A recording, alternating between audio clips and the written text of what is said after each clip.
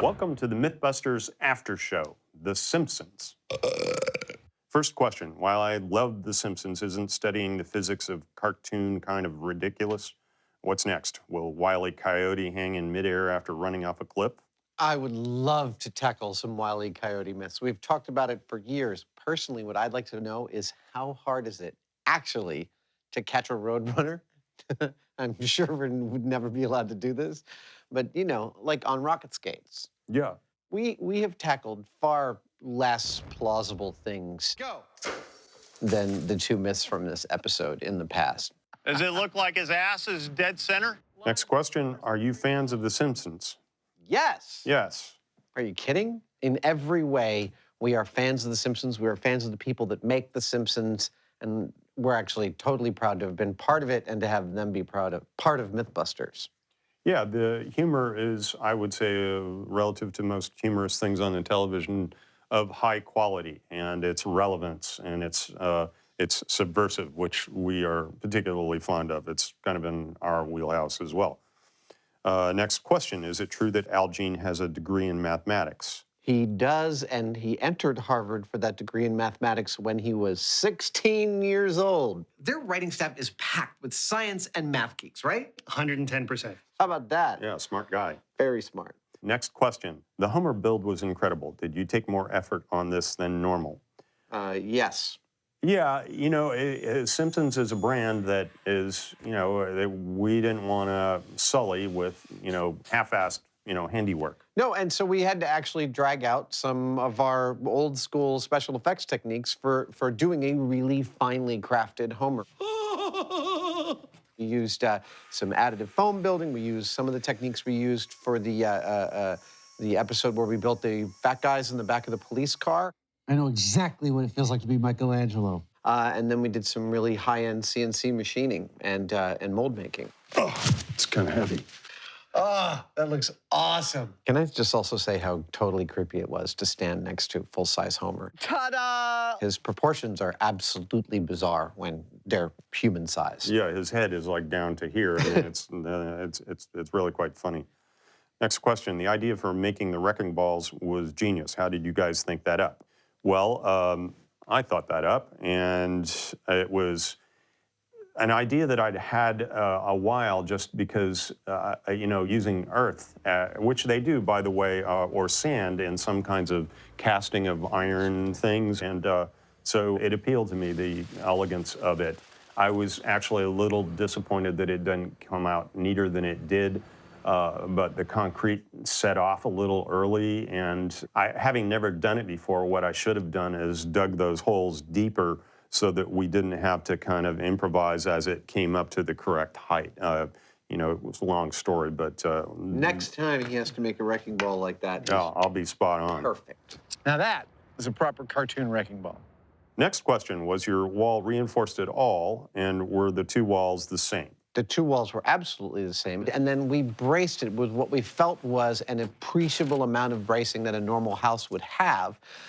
But most importantly, we matched the construction of the two houses exactly identically to each other. So the result was comparable. Next question. With Wrecking Ball, there were lots of ifs and buts. If the ball swung this amount, if it weighed only this, if the house wall was that, did you find it frustrating when you can't be totally definitive? Well, I mean, everything has qualifiers. Look, one of the primary things we learned early on in doing MythBusters is we looked for definitive answers and found that, like, even definitively how much electricity would kill you is a nearly impossible question to answer without a ton of qualifiers. The resistance of your body, whether you're sweating, et cetera, et cetera, et cetera. And so everything requires qualifiers. And this was, look, I mean, I would have loved to have swung the ball further, but the giant-ass crane that we had, that was as far as we could swing it without potentially getting to the point where we might tip the crane over. And I don't know about you, but I think that's unacceptable. Yeah, and in general, we intend to be thought-provoking, not definitive. I mean, definitive, you know, when it comes to science, can require months or years or even decades to do. Go! In many cases. So we sort of play with these things. There's there's as much science and you know, careful methodology as we can fit into an episode every time we do it.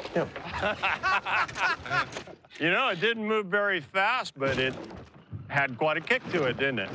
I believe that's Newton's second law right there. Homer saved the house. Awesome.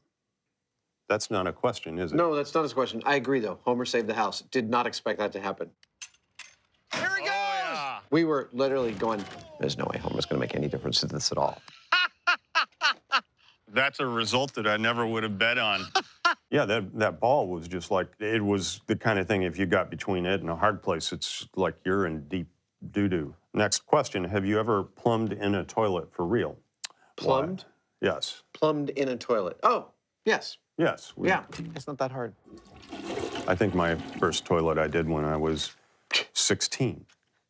Next question, did the results of small-scale We're gonna make surprise a you? late potty training show.